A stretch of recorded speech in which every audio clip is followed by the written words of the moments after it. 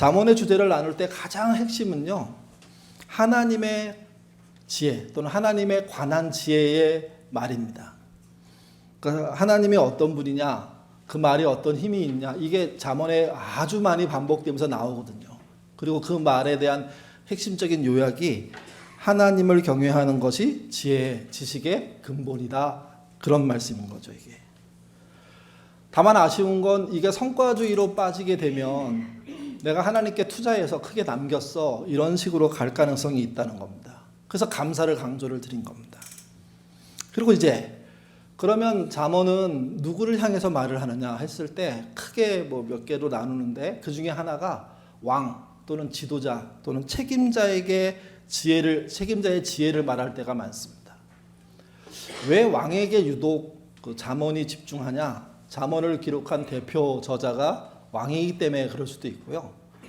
왕은 개인이 아닙니다. 자꾸 요즘도 대표로 뽑은 사람들의 행동을 어떤 거는 개인적인 거고 어떤 거는 대표적인 거고 이렇게 막 임의로 나눠서 설명을 하려고 하는데, 그런 게 없습니다. 왕 또는 지도자, 책임자는요, 모든 것이 개인적이지 않습니다. 그러니까 모든 말과 행동은 절대적으로 그 나라에 영향을 끼치게 돼 있습니다. 그래서 왕이 된 자, 책임자가 된 자, 지도자가 된 사람들은 말의 무게를 알아야 됩니다. 잠언 21장 11절에 이렇게 나와 있는데요, 같이 읽겠습니다. 왕의 마음이 여호와의 손에 있음이 마치 봇물과 같아서 그가 임의로 인도하느니라. 왕이 마음속에 뭔가 생각을 하는 건데, 그것이 여호와의 말씀에 의해서 인도함을 받으면 그게 어떤 큰 인도를 전체를 이끌어가는 그런 봇물 같은 역할을 한다는 거죠. 봇물이라는 게 뭡니까? 보에 갇힌 물을 말합니다. 그 물이 예정된 통로를 통해서 흘러가면 적절한 용수로 사용될 수 있어요. 그냥 버려지면 의미 없게 되는 거죠. 왕의 말이 그렇다는 겁니다. 왕이란 존재는 자신의 말 한마디가 모두에게 영향을 끼친다는 사실을 알고, 그래서 조심해야 됩니다. 말을 아껴야 됩니다. 할 말을 해야 됩니다. 거짓말을 해서는 안 됩니다. 본인의 편리를 위해서 이야기했다가 낭패 보는 겁니다. 그래서 왕의 말은 공평과 정의, 긍휼과 사랑해야 됩니다. 이 땅의 대통령을 향한 우리의 소망도 그래야 됩니다.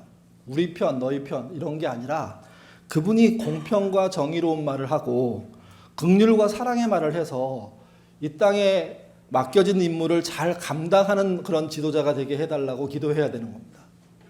그렇지 않고 무조건 그 사람의 편 또는 그 사람 반대편 이렇게 쓰는 것 자체가 잘못하고 있는 겁니다. 또 대통령도 그렇게 해야 됩니다. 자신의 말에 무게가 있다는 사실을 알고, 내 말 한마디에 굉장히 많은 것이 바뀐다는 사실을 알고 말을 신중하게 해야 되는 거죠. 정말 맞는지 옳은지 거짓은 아닌지 생각해 봐야 됩니다. 이렇게 왕과 지도자들에게 하는 말이 많이 있습니다. 그리고 이제 두 번째 향하는 말이 있는데, 그게 개인들입니다. 잠언에 많이 나오는 말 중에 이런 말들이 있습니다. 악인과 의인, 미련한 자와 명철한 자, 어리석은 자와 지혜로운 자, 모두 개인을 향하는 겁니다. 사람 개개인, 그 개개인에게 미련하다 또는 현명하다, 의롭다 또는 의롭지 못하다 이렇게 나누는 기준이 되는 것이 무엇이냐? 잠언은요, 말이라고 얘기합니다. 마음은 알 수가 없으니까 마음이 표현된 말을 보면 알 수 있다는 게 잠언이 하고자 하는 얘기인 거죠. 나이가 들수록 말이 쉬워지는 사람들이 있습니다. 경박해진다고 얘기합니다. 반대로 말을 어려워하는 사람들이 있습니다. 신중해졌다고 얘기합니다. 나이가 들수록 말은 줄이고 지갑은 열어야 된다. 이게 우리가 속되게 하는 말이잖아요. 일반적으로. 왜 말보다 지갑을 열어야 하느냐? 적절한 말하기가 쉽지 않기 때문입니다. 특별히 어르신들이 말을 하고 나면 그 말의 영향력이라는 게 왕 같진 않아도 있습니다. 줄일 수가 없습니다. 그 말이 힘을 발휘하기 때문에.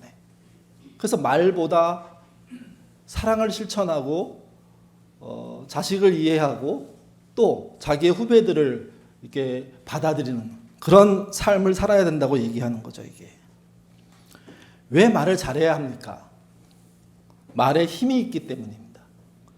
말의 힘에 대한 잠언의 이야기는 세 큰 힘으로 나뉘는데요. 첫 번째가 하나님의 말의 힘입니다. 하나님이 빛이 있으라 이렇게 말씀하시면 빛이 생기는 거잖아요. 근데 그것은 단순하게 빛 하나를 만드는 게 아닙니다. 그 빛은 밝음을 말합니다.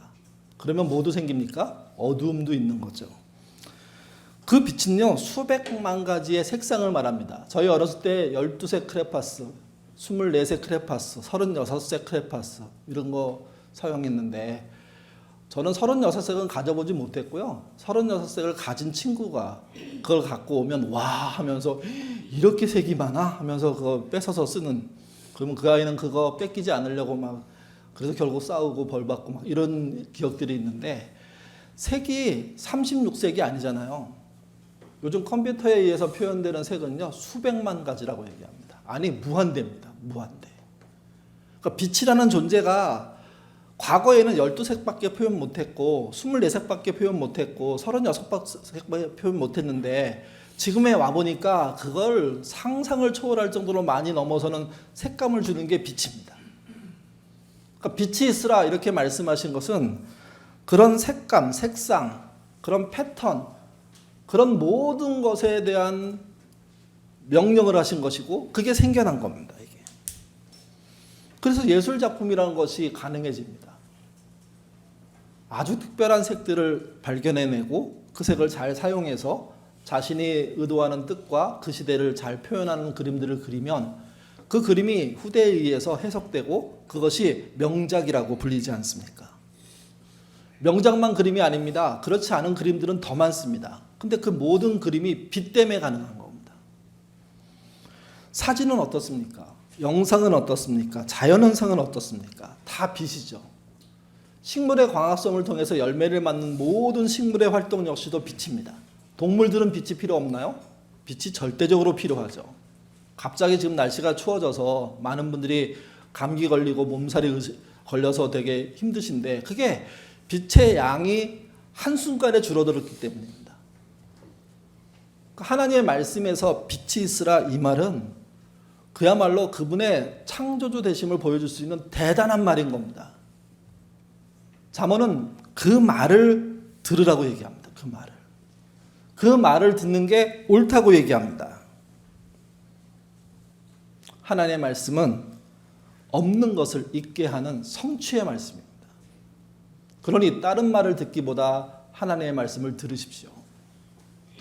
듣는다는 것은 읽는 것을 말하고 읽음으로 듣는 것은 신자가 마땅히 해야 될 일이며 신자만이 아니라 사람 모두가 해야 될 일입니다. 요즘 이 땅의 가장 큰 문제는요, 그 말씀이 책으로 전 세계적으로 가장 많이 출판되고 있음에도 불구하고 가장 읽지 않는 책이 됐다는 거죠. 손에 쥐고 있는 그 말씀이 진짜 없는 것을 읽게 하는 성취의 말씀이라는 사실을 믿으십시오. 읽으셔야 됩니다. 두 번째가 예수님의 말씀입니다. 같은 말씀이지만 성경 전체로 따졌을 때 예수님의 말씀은 좀 다릅니다. 귀신을 쫓아내지 않습니까? 병자를 치료해내시죠. 갈릴리 호수에 폭풍이 일어났을 때 그 폭풍을 밟고 가시고 또 폭풍을 잠잠케 하십니다. 죽은 나사로 그리고 회당장 야이로의 딸이 죽었을 때 살아나게 하는 부활의 말씀이기도 합니다. 각종 병자들을 치료하죠. 그 숫자가 수를 헤아리기가 어렵습니다. 보리떡 5개와 물고기 2마리로 남자만 5,000명이라고, 성인 남자만 5,000명이라고 성경에 써 있는데 실제 10,000명 넘는 사람들을 먹였습니다. 그곳에 그 경험을 했던 사람들은요, 이게 만나구나 이렇게 생각해서 날마다 만나를 주시듯 오병이어를 달라고 요구하다가 주님이 그게 아니라고 해서 헤어지게 되죠. 육신의 구원은 물론이고요, 영혼의 구원도 예수의 말에 의해서 시작됩니다. 예수의 말씀 한마디로 인류의 흐름이 바뀌었습니다. 그 살리고 회복하고 구원하고 영원하게 살게 하는 그 말씀을 믿으셔야 됩니다. 그 말씀을 믿는 것을 신앙이라고 얘기하는 겁니다. 하나님의 말씀도 대단하고요, 예수님의 말씀도 대단합니다. 근데 잠언은 예수님의 말씀 못지않게, 예수님을 몰랐지만 하나님 말씀 못지않게 중요한 말이 있다고 얘기하는데 그게 사람의 말입니다. 하나님의 형상을 닮은 사람이 어떤 말을 하느냐에 따라서 인생은 달라집니다. 이 사실을 깊게 깨달았던 바울은요, 로마서가 신앙의 가장 핵심을 기록한 책인데 로마서 10장에서 말에 대해서 이렇게 말합니다. 10장 8절에서 10절 말씀 같이 읽겠습니다. 그러면 무엇을 말하느냐? 말씀이 내게 가까워 내 입에 있으면 내 마음에 있다 하였으니 곧 우리가 전파하는 믿음의 말씀이라. 내가 만일 내 입으로 예수를 주로 시인하며 또 하나님께서 그를 죽은 자 가운데서 살린 것을 내 마음에 믿으면 구원을 받으리라. 사람이 마음으로 믿어 의에 이르고 입으로 시인하여 구원에 이르느니라. 이 이야기 속에 사람의 말은 시인으로 표현되어 있습니다. 시인이라는 게 뭡니까? 어떤 내용, 사실에 대해서 옳음을 인정하는 겁니다. 아멘이란 말이 그런 뜻이죠. 그분께서 전하신 말씀을 사람이 아주 짧게 예라고 대답만 해도 그 예라는 대답을 통해서 구원이 이루어진다고 말씀하신 게 바울의 이야기인 겁니다. 근데 이 바울은 자기가 임의로 말한 게 아닙니다. 예수님의 말씀을 따라서 한 거죠. 구원을 얘기할 때 하나님이 주시는 거고 예수님이 주시는 거지만 또 하나 사람의 입을 통해서 그 시인을 통해서 이루어진다고 한 의미를 봤을 때 사람의 말이 너무너무 중요합니다. 그 말을 잘 쓰셔야 됩니다. 제대로 멋있게, 의미 있게, 가치 있게. 그런 말 할 수 있는 능력을 갖고 있는 존재가 사람이고 그 말을 제대로 쓰면 그 말이 갖고 있는 힘이 세상에 많은 것을 바꾸기 시작합니다. 말부터 잘못 나가기 때문에 변화라는 것이 거꾸로 가는 거죠. 그 예 중에 하나가 이삭의 축복입니다. 이삭이 눈이 어두워졌습니다. 죽을지 모른다는 두려움에 빠졌습니다.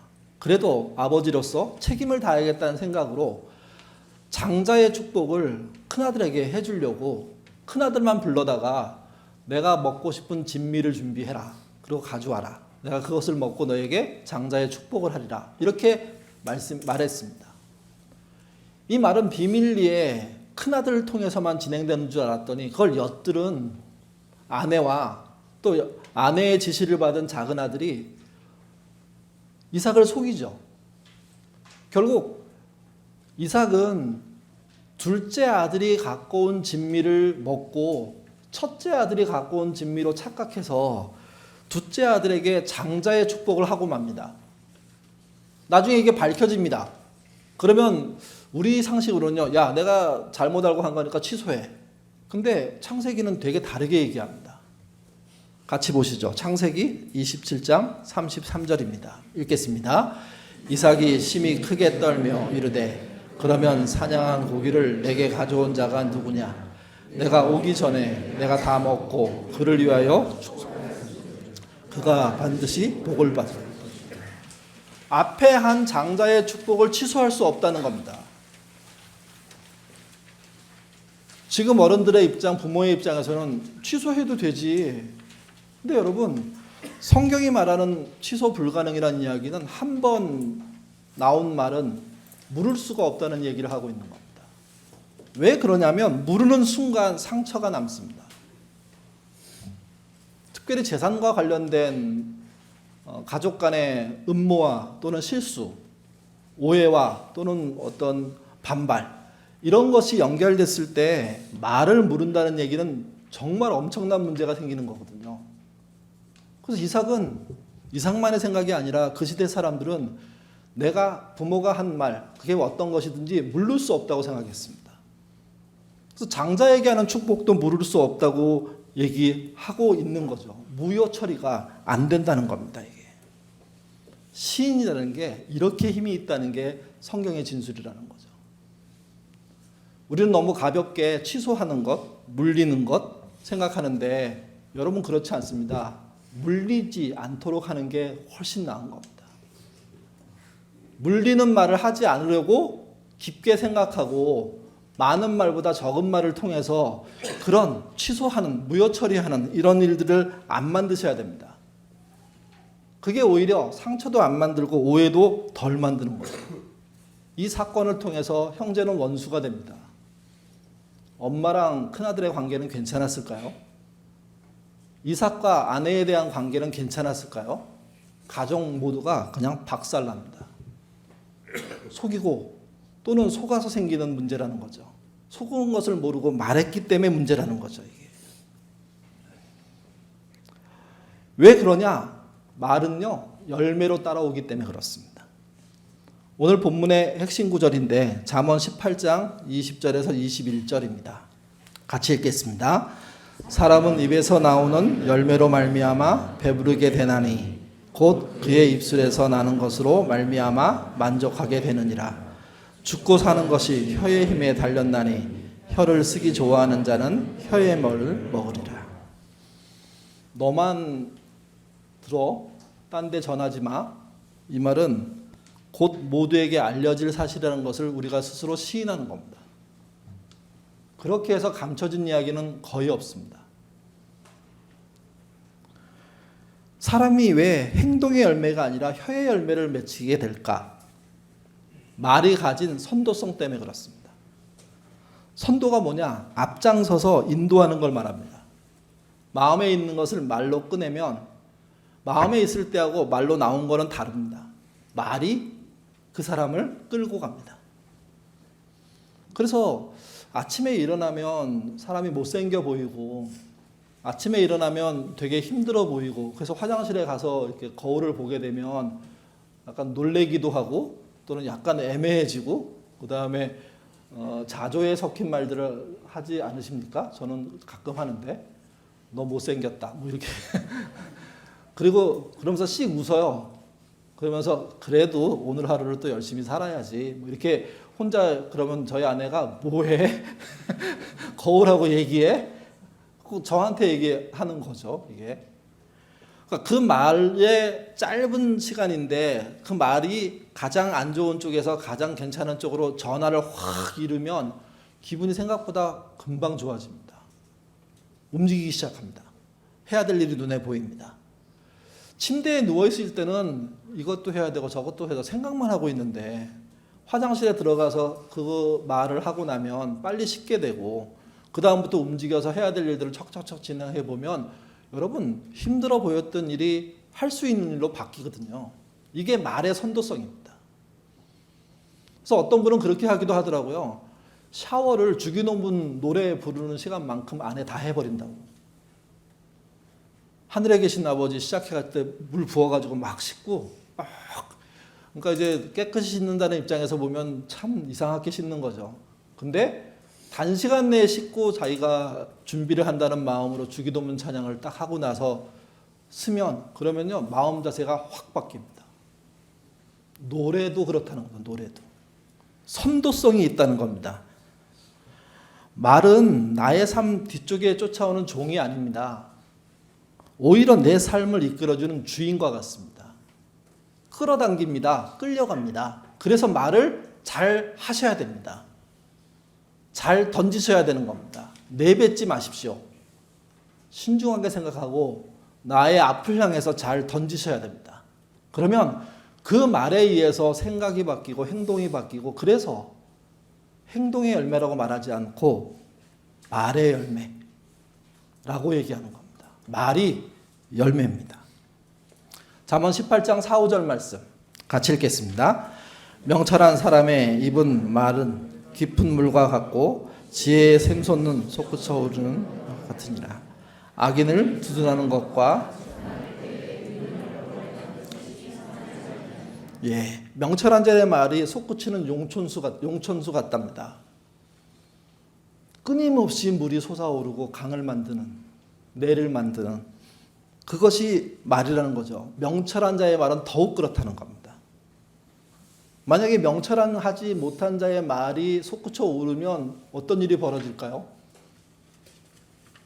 그것처럼 낭패스러운 일이 없습니다.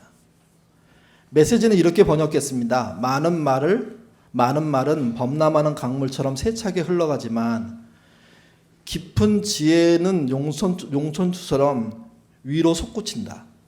범죄자를 너그럽게 봐주는 일이나 무고한 사람을 벌하는 일은 옳지 않다. 진짜 괜찮은 명철의 말이 뭐냐? 그게 범죄자를 봐주지 않고 무고한 자를 벌하지 않는 거라고 얘기합니다. 그게 용천수처럼 솟구치는 말이라는 거죠. 삶을 바꿉니다. 뒤집어 버립니다. 새롭게 합니다.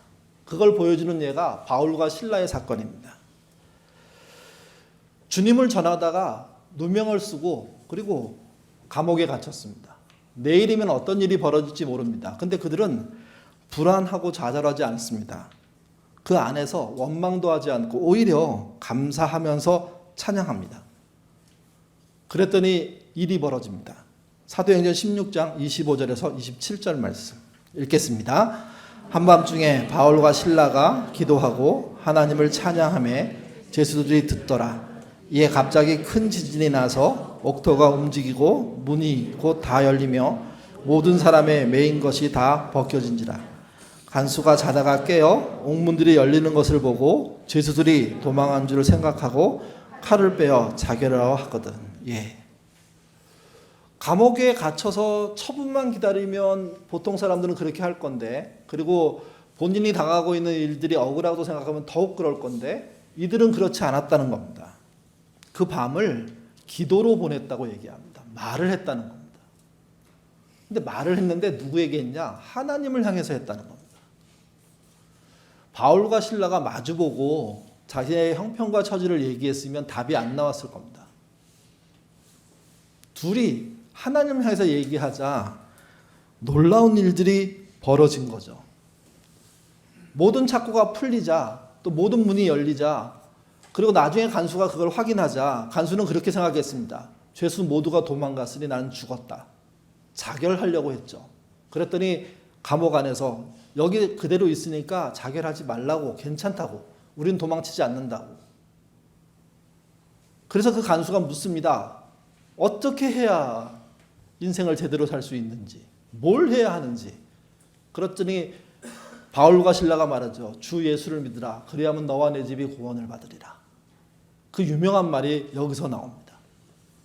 이 말은 바울과 실라가 해낸 말입니다. 바울과 실라가 그렇게 알고 있었기 때문에. 더 놀라운 건 그렇게 던진 말이 실제 간수의 가족을 구원하는 말로 이어지지 않습니까? 그 이어짐에는 하나님의 역사가 있었습니다. 우리의 믿음으로 던지는 말들이 그래야 된다는 겁니다. 자기만을 살리는 게 아니라 자기와 관련된 주변 사람 모두를 살리는 말이 될 수 있다는 겁니다. 그래서 좋은 말을 하셔야 됩니다. 2013년도가 얼마 남지 않았습니다. 7주 정도 지나면 연말이 됩니다. 지금쯤이면 올해 던진 말들 중에 상처가 됐던 말, 사고친 말, 또는 그 밖에 여러 가지 좋은 말, 이런 것들을 스스로 정리하시면서 내가 내 앞에 던지는 말이 과연 나를 인도하기에 합당한 말인지 살펴보셔야 됩니다.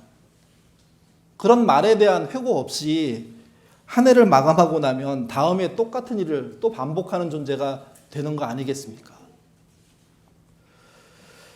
방금 우리는 혀의 열매가 긍정적으로 맺히는 부분을 말씀드렸습니다. 근데 여러분, 긍정적인 것만 있는 게 아닙니다. 부정적인 것도 많습니다. 잠언에는 그것을 잘못된 말, 악한 말, 함정에 빠뜨리는 말, 거짓말 등등으로 표현합니다. 그리고 이 말들을 집약한 표현이 뭐냐면 패역한 혀라고 얘기합니다. 패역한 혀. 같이 보시죠. 18장 6절에서 8절 말씀입니다. 읽겠습니다. 미련한 자의 입술은 다툼을 일으키고 그의 입은 매를 자청하느니라. 미련한 자의 입은 그의 멸망이 되고 그의 입술은 그의 영혼의 그물이 되느니라. 남의 말하기를 좋아하는 자의 말은 별식과 같아서 뱃속 깊은 데로 내려가느니라. 미련한 자의 입술과 남의 말을 좋아하는 자의 그 말, 그건 패역한 말이고 그 말은 스스로에게 큰 재앙이 될 거라고 얘기해 주고 있는 게 이 말씀입니다. 메시지는 이렇게 번역했습니다.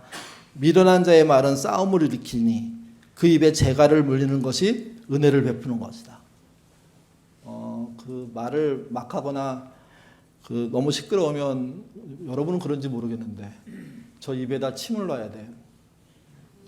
아주 더 심하면 뭐라고 얘기하죠? 입을 꼬매야 된다고. 왜 그러냐면 그만큼 그 말이 나올 때마다 받는 타격이 너무 크기 때문에. 침을 놓는 건 그래도요 개선의 방향이 있다고 생각하는 거예요. 꼬매는 건요. 우리 교인이 그렇게 한 건데 오바로크를 쳐야 된다고.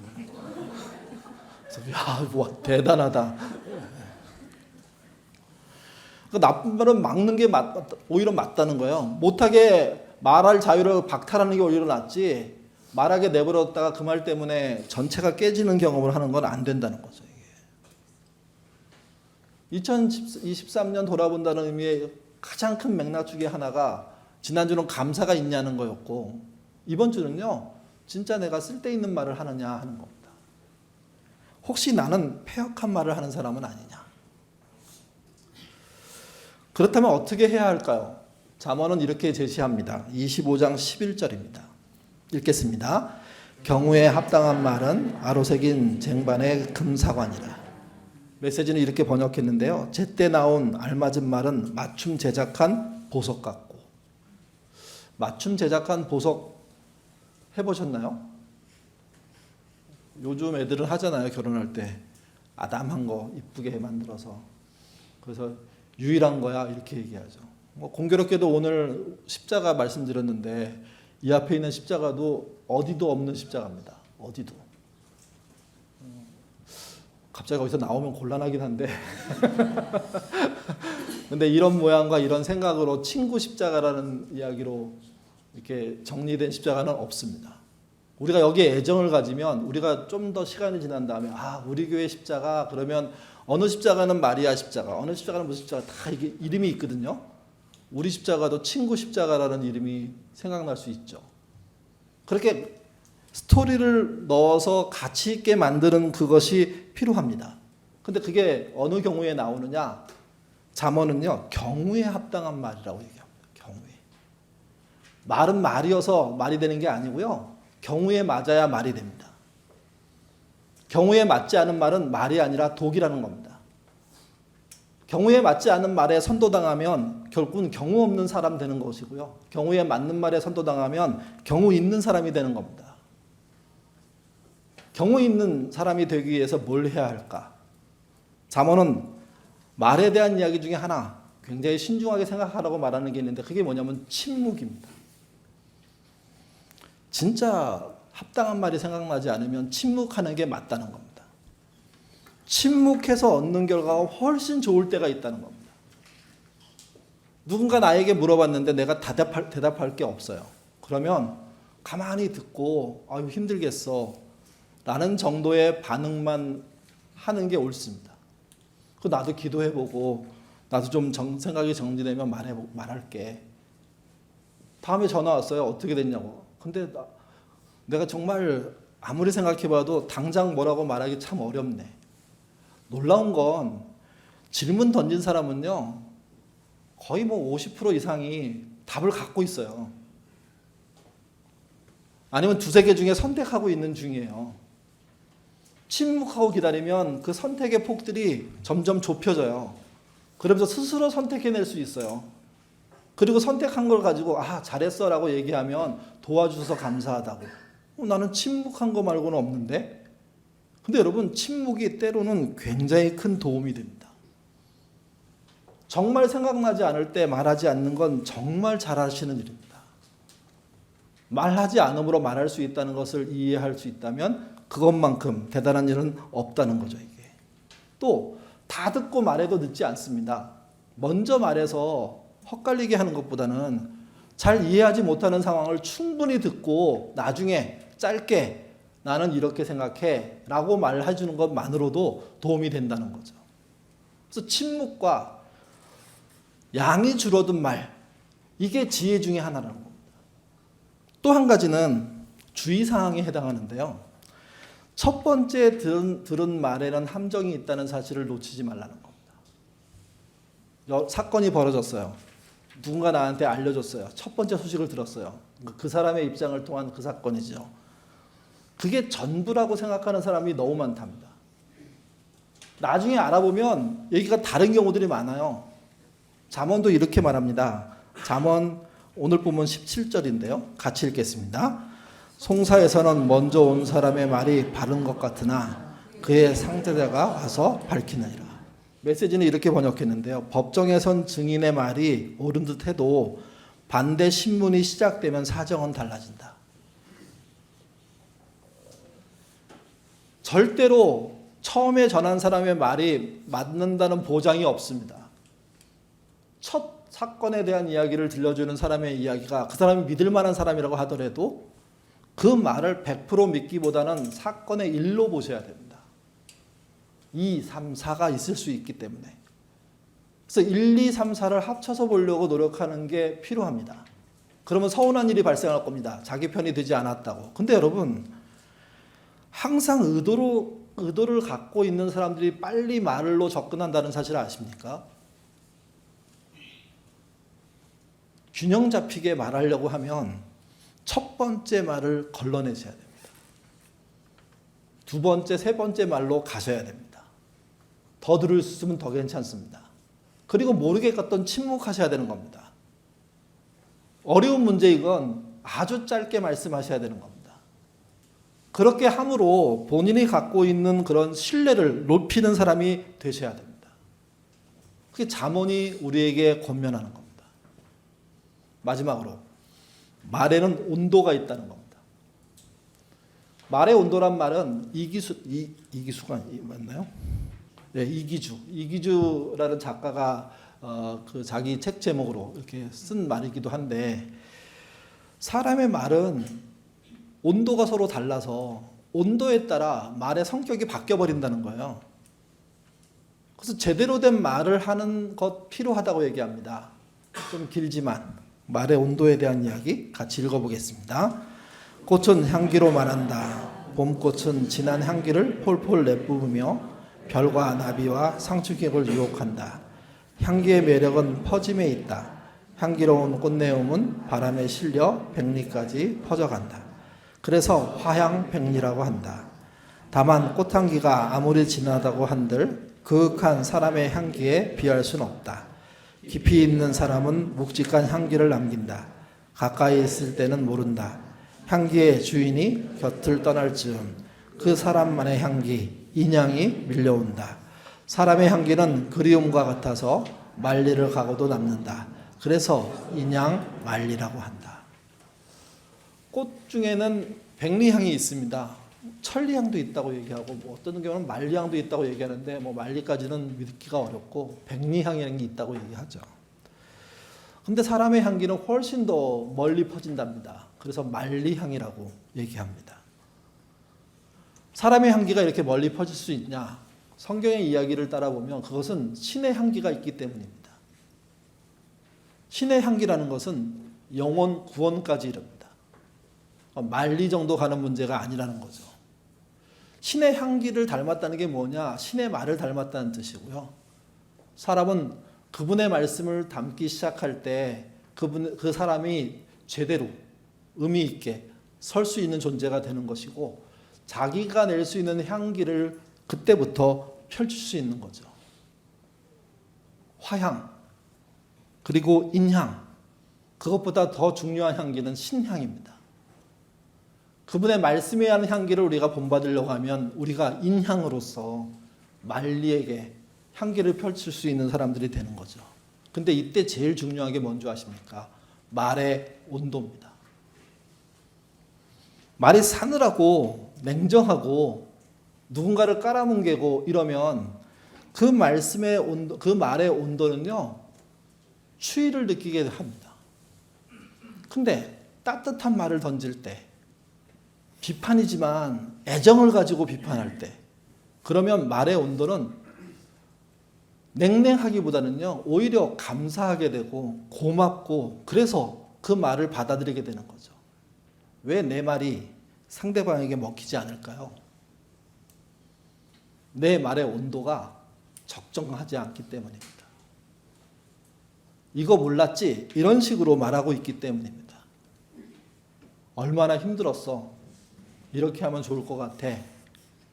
내가 걱정하고 있어. 그래서 기도하고 있는 거야. 그러니 힘내. 나쁘게 되지 않을 거야. 우리가 그렇게 노력할 거잖아. 너만 있는 거 아니야. 괜찮아. 언제든지 돌아와. 너면 충분해. 네가 잘 되든 못되든 너는 내 사람이야. 이런 말의 온도가 충분히 들어간 말들이 내 입에서 나오기 시작할 때 그 말이 나를 선도합니다. 하나님이 주신 말씀도 그런 효과가 있는 겁니다. 나는 그렇게 생각하지 못하지만 그분은 그렇게 생각하니까 그 생각을 나의 말로 옮기기 시작할 때 그 말은 나를 선도합니다. 바울과 실라가 경험한 게 그거 아닐까요? 화양백리에 대해서 놀라워하지 마십시오. 인양 만리에 대해서 생각하셔야 됩니다. 신향의 그 놀라운 은혜 때문에 우리의 향기는 만리를 갈 수가 있습니다. 그 말이 따뜻하셔야 됩니다. 그 좋은 말이 확실한 수확 그리고 풍성한 수확으로 우리를 이끌어줍니다. 말을 못해서 수확이 없게 되는 겁니다. 좋은 말 하시는 저와 여러분 되시기를 주님의 이름으로 부탁드립니다. 기도하겠습니다. 감사 없는 지혜가 냉랭한 것처럼 좋은 말, 따뜻한 말 할지 못하는 우리의 입술이 패역하게 됩니다. 감사하는 지혜 갖는 신자가 되게 하시고 좋은 말 할 줄 아는, 하려고 노력하는 그런 말이 생각나지 않았을 때는 침묵할 줄 아는 그런 신자 되도록 인도하여 주옵소서. 말의 풍성함이라는 것은 우리의 상상을 초월합니다. 그 말 때문에 내 인생이 바뀌기도 합니다. 하루의 시작에 부정적인 생각과 부정적인 말로 시작한 경우에 그 하루가 힘겹고 어려운 경우들이 많이 있습니다. 아침에 일어나고 찌뿌둥하고 힘들지만 그래도 오늘 주신 이 하루에 하나님의 은혜가 있음을 믿고 해보자 이렇게 시작한 말이 하루를 경쾌하게 만들고 할 수 있게 만드는 그런 말이 됩니다. 세속적인 바라봄의 법칙처럼 말씀을 던져놓고 따라가는 것이 아니라 내 진심의 말들을 잘 내놓을 수 있는 신자로 거듭나도록 하나님 인도하여 주옵소서. 좋은 말이 많아지는 교회 되기를 원합니다. 그런 부부관계, 부모 자식 관계 되기를 원합니다. 속상한 이야기가 있다고 하더라도 더 깊이 생각해서 속상함을 넘어서 걱정하는, 위로하는, 품어주는 그런 말로 갈 줄 아는 우리가 되도록 인도하여 주옵소서. 말로 인한 상처로 물을 수 없는 일들이 벌어지지 않게 도와주시고 말에 의해서 희망이 생기고 소망이 생기는 열매가 생기는 그런 삶 살 수 있도록 인도하여 주옵소서. 100마디 말보다 행동이 중요하다고 말하는데 행동도 중요하지만 한마디 한마디 말이 중요합니다. 이왕이면 따뜻한 말 할 수 있는 우리가 되도록 도와주시옵소서. 감사하며 예수님 이름으로 기도드립니다. 아멘.